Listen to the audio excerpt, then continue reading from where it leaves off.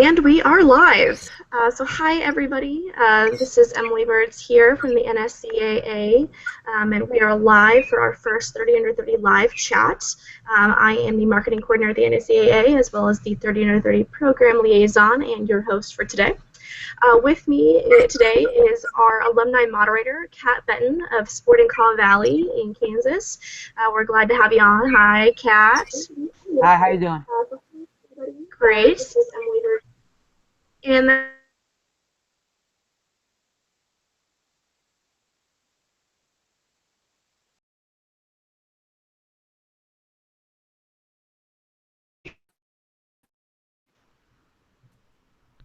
oh, looks like we might have lost George for a second. And but we'll pop on over to Dominic Casciato out of the Brooklyn Italians. How you doing, Dominic? Good. How are you? Good, good. George, you back?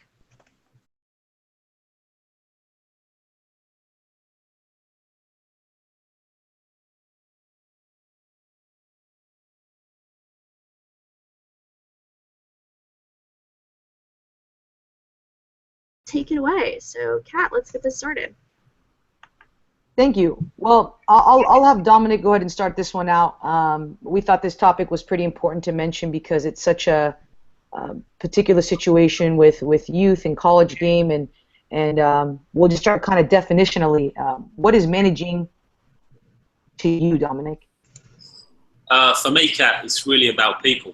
It's about getting the best out of people, understanding how people work, understanding how they think, how they feel, and then catering your approach to that. It's basically, for me, it's making people feel that the impossible is possible. It could be motivation or managing expectations or energy levels, and it looks different at different levels of the game as well. That's a great point. A little bit about confidence and how you get people to respond. Do you have anything to add to that, George? Yes, because I agree with me having a coaching staff at the college level and managing different personalities of players. I deal with that aspect, but then also managing to me is a lot of the administration work, such as budget and equipment and scheduling and recruiting and that side of it as well. Very good, and that's a great perspective for college side of it and dealing with the not fun part about soccer at a college level, which is the paperwork. Yes. George, I'm going to follow up with you. Does the ability level of the player matter? The age or if they're male or female? Yeah, it's important for me to find out who I'm coaching in order for me to know how to coach them. So their playing background plays a huge role for me at the college level, with players coming in from the academy, different levels of club, some coming in with college experience already. It's important to have a good player profile so that I know how to manage. Very good. Dominic, do you have anything to add to that? Yeah, I really agree that, with age and gender, there's big differences in how you manage people. Obviously, the most obvious is with men and women, they're built differently. They're different by nature. So you've got to take those things into consideration when you're managing female players or when you're managing male players. I also think with the age stuff, you've got to look at that as a person develops from a baby up until an old man or an old woman.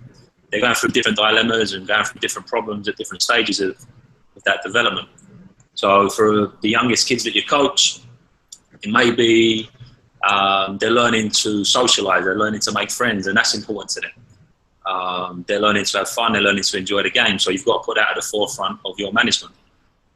Then obviously as you get older, you're coming across different things. When they're adolescents, you're looking at going through puberty, the hormones are going crazy, people are developing at different rates physically, so that's stuff you've got to consider. And then maybe going into the college or the professional game, you're looking at players that are just starting out in their careers and how they deal with that, how you manage them, and players maybe come to the end of their career, whether it be college or professional career.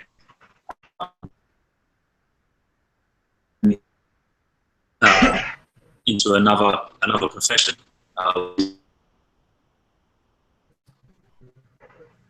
That was just a jam-packed, excellent answer, talking about human beings,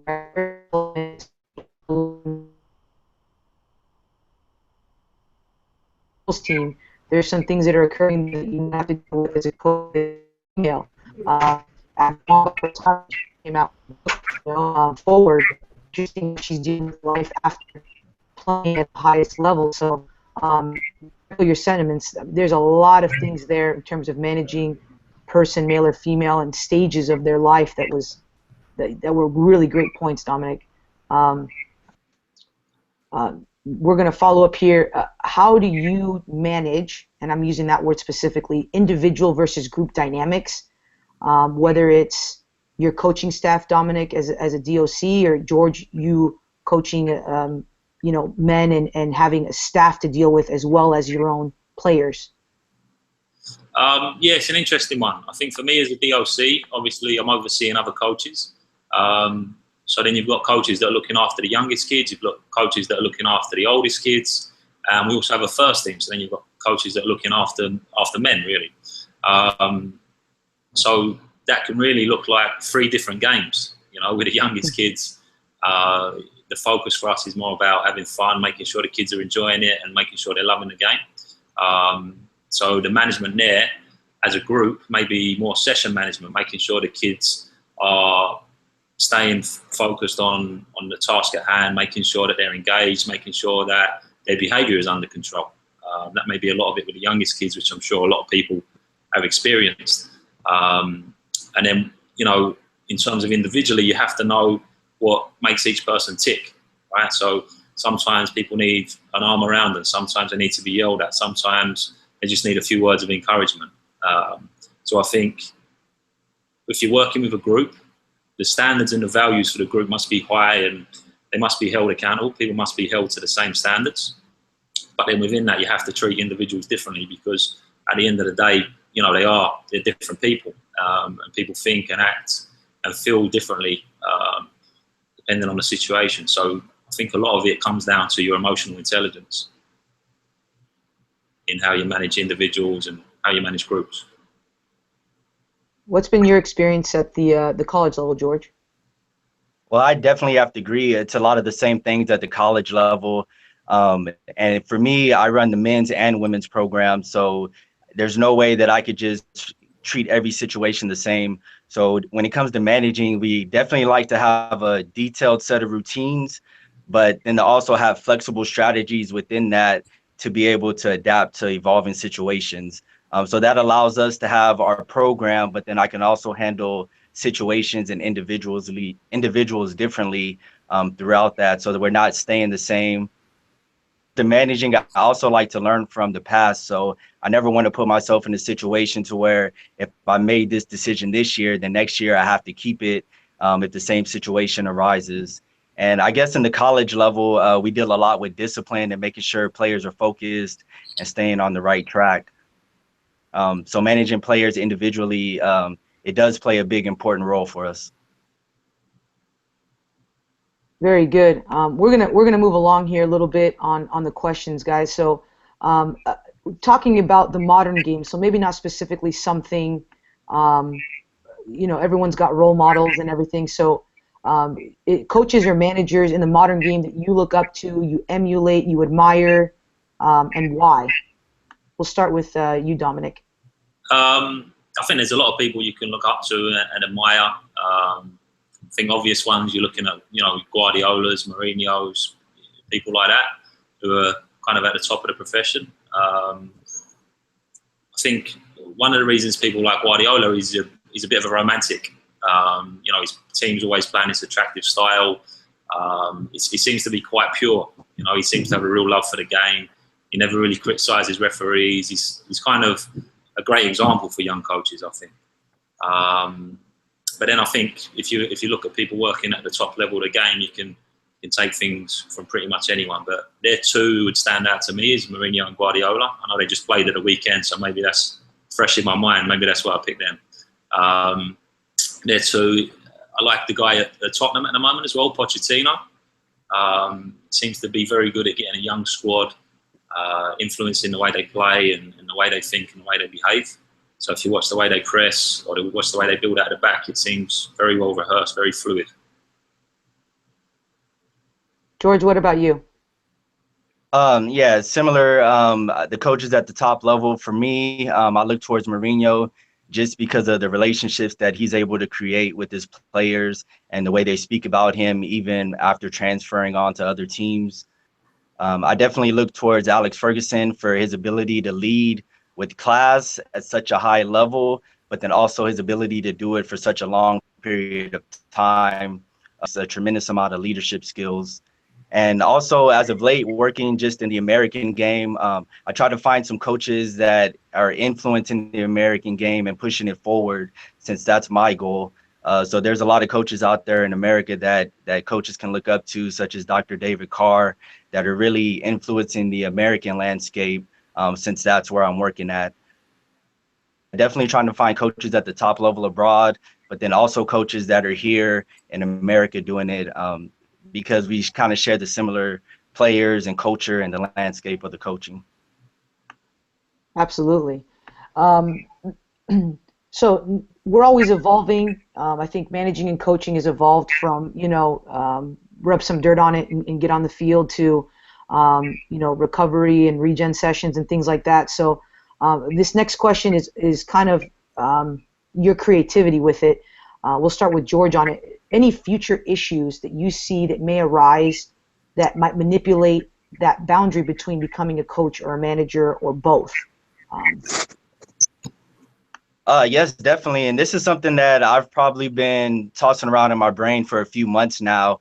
But just me looking at the new generation of player and how technology is such a big part of their life, having their smartphone in their pocket and being able to access any amount of information whenever they want to, from video games to social media, nowadays communicate and they learn a lot differently than in the past and when I was growing up.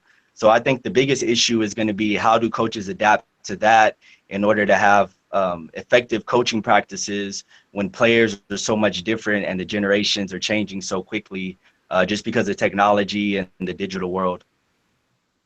Dominic, you spoke a little bit. You touched on energy levels a little bit at the youth side of it when they're younger. How much of that technology do you think is limiting and shortening those attention spans that make it even harder to, I call it herding cats, about you 6 and under, what's something you've dealt with on the DOC side for you? I can't think of anything specific, but I do think the technology is maybe making our jobs a little bit harder in one aspect.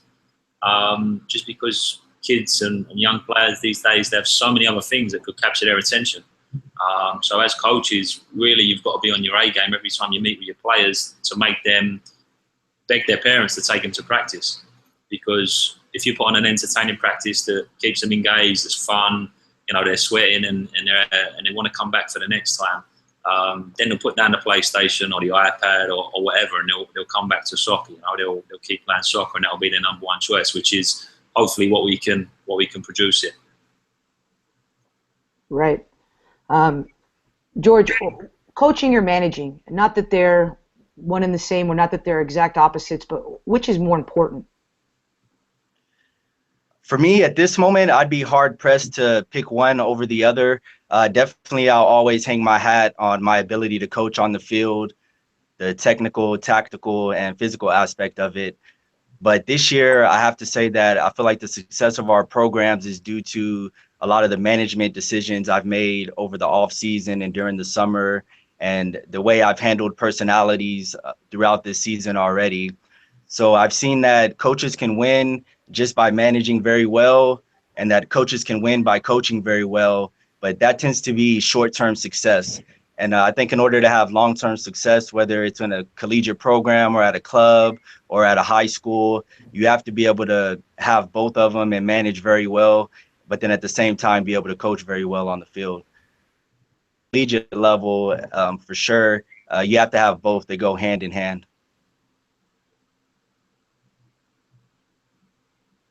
Dominic, anything to add? Yeah, I agree with what George said. I think it's difficult to separate the two. I think one way to earn a player's respect and make players listen is maybe to teach them something they don't know on the field. So I think coaching is really important. It's really important, your technical and your tactical knowledge. But then on the other hand, I think management is really how you make people feel. and that's probably longer lasting with someone. You can be a great coach, but then a terrible human being, and maybe the players in the end are going to lose respect to you. They're going to stop listening to you because really they can see you're not a good person, or you don't care about their well-being. Whereas maybe if you're a good manager and the players like you, or they respect you, they see that you care for them, then maybe they'll go the extra mile for you because they see that you do really care about them as people and as players. Absolutely. Well, guys, do you guys have anything else to add, whether it's from your experiences at every level of the game for both of you, actually, whether it was a player, a coach, or now that you guys are also in administrative roles? Is there anything you'd like to add or mention or say, or a topic you'd like to bring up in terms of the managing and or coaching debate? I know for me at the collegiate level, especially because I run the men's and the women's program, the interaction and the managing that I have with my coaching staff does play a big role. And early on in my coaching career, I was kind of guarded and wanted to do everything myself. But I've learned that coaching staff and allowing them to become good leaders and allowing them to really help me out as far as pushing my ideas and my values and my morals throughout the program helps the managing side out a lot. And it takes a lot of stress and pressure off of me. Being able to find good help around you and people that share the same values and ideas that you do can really help with the managing side, which then can help me focus on the coaching aspect of it. Yes, that's a good point, George. I definitely agree with what you said there, and I think it's important. It's something I wrestle with every day, is trying to find a balance between letting go of control and making sure things still run smoothly. So you've got to allow your staff the license to make decisions and to have an impact in what you're doing, to put their own print on things. But then also, you also want to make sure things are going in the direction you want them to go. But sometimes your staff can surprise you. If you give them a license, they can do better than you thought they could do, and they can do better than you did. So I think learning to delegate is something all managers need to get to grips with. I also think if you're just a coach, if you don't have any of the managerial duties, it's more about developing yourself and developing your team. But then when you step into a managerial role, kind of like me and George are doing now, it's more about developing your coaches and developing the staff around you so that you can have a successful program. Definitely, I agree. Yeah, it's all good. Just a quick follow-up question for you, Dominic. I know we were speaking a little bit about it yesterday, but I thought it was pretty important to have this conversation.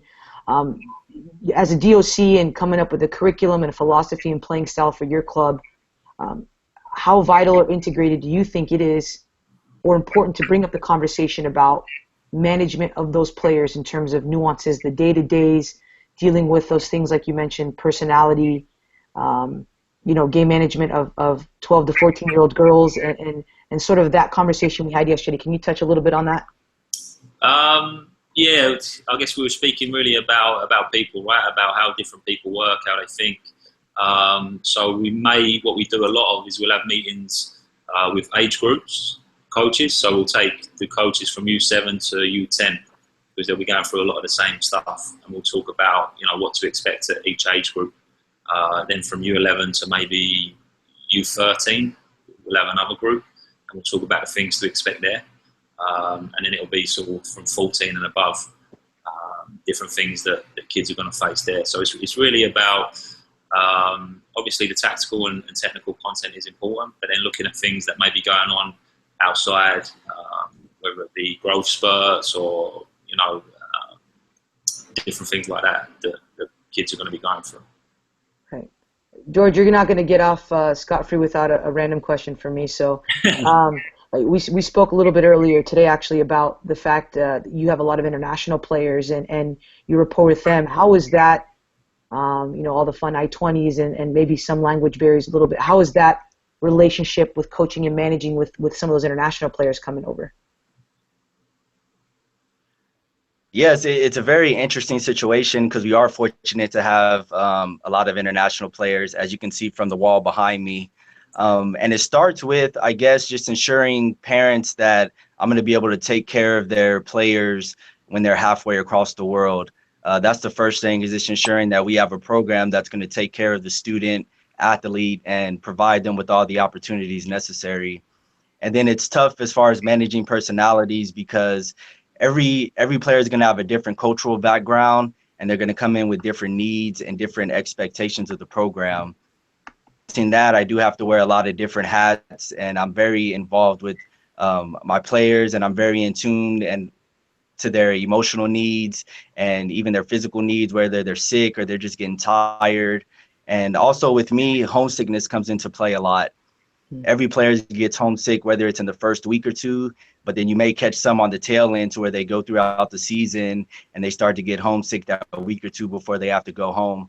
And just understanding differences like that, because homesickness will affect their play on the field, which can affect how they act in the classroom. So just very, like you said earlier, Dominic, having that emotional intelligence to know necessarily having to tell you. Yeah, one of the things we've done, we're an inner city club. We have a lot of first generation kids or a lot of newly arrived immigrants. A lot of kids come to us.